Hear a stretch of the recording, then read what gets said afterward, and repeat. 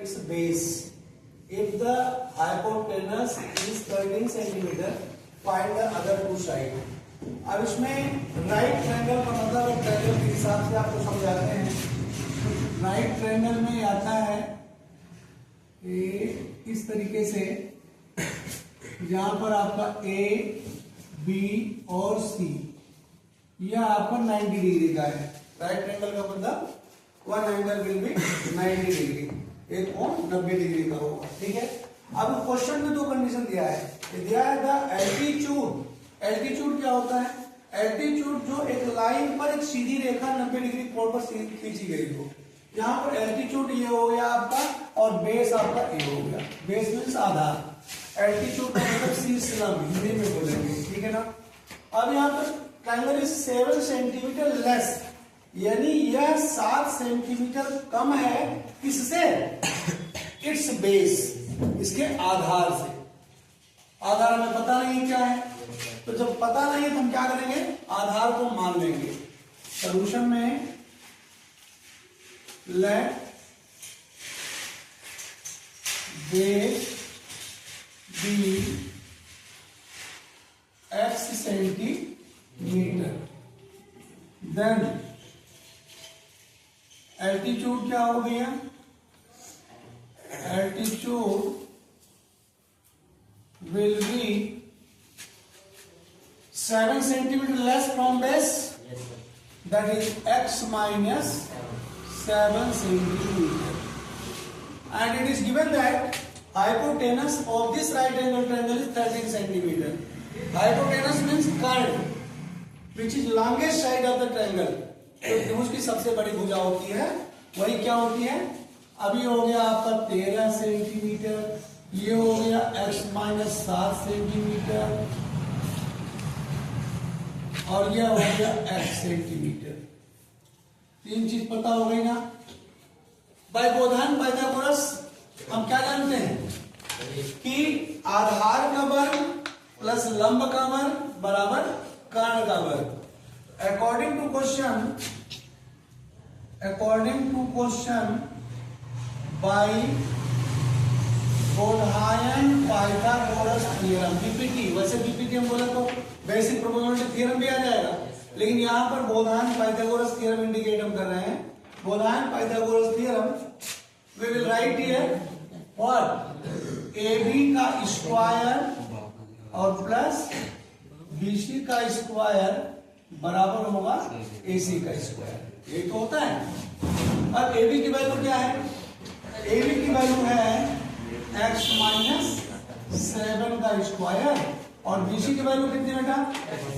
x का square, और बराबर AC कितना है?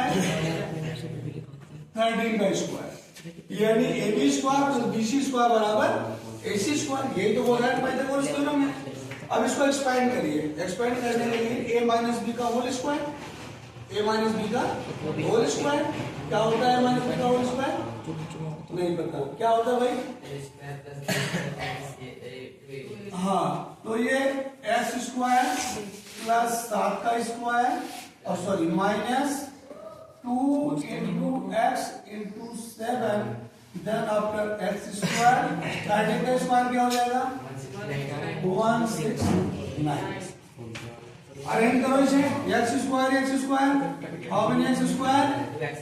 2x स्क्वायर कटेगा से, और प्लस सॉरी इसे लिखो 7 दूनी 14x और प्लस 7 सत्ते 49। इसको इधर लेके चले आइए। Minus 169 it is equal to 0। थोड़ा सा और सॉल्व करिए। 2x स्क्वायर माइनस 14x, अब ये प्लस माइनस क्या हो जाएगा? माइनस 169 से 49 को माइनस कर दो, कितना आ जाएगा? 120। माइनस का आएगा प्लस का, माइनस क्यों आएगा?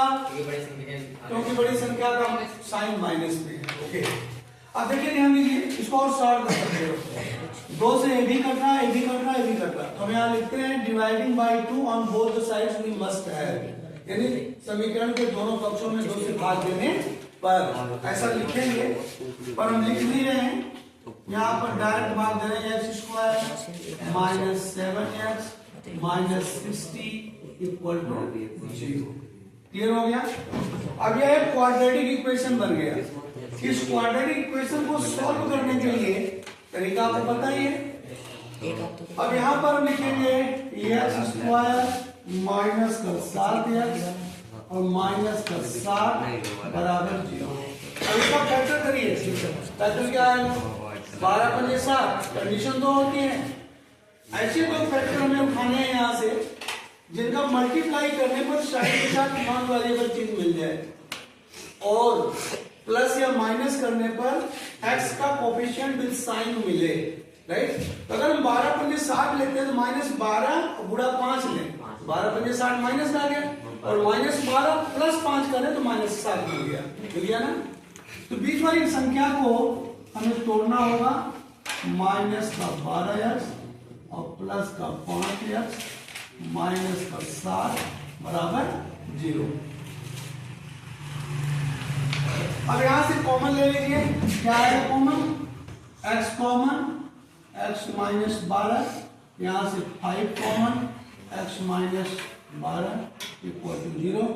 x माइनस 12 पूरे में कॉमन, x माइनस 12 कॉमन खा लो और इसके साथ बचा x, इसके साथ बचा 5 इक्वल टू 0। अब इनके जीरोज निकालने हमें अलग अलग। क्या होगा?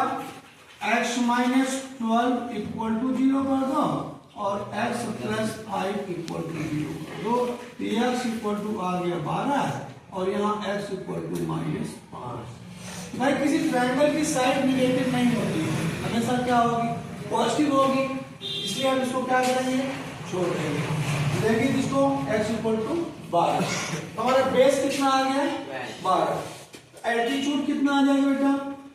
12। Altitude equal to x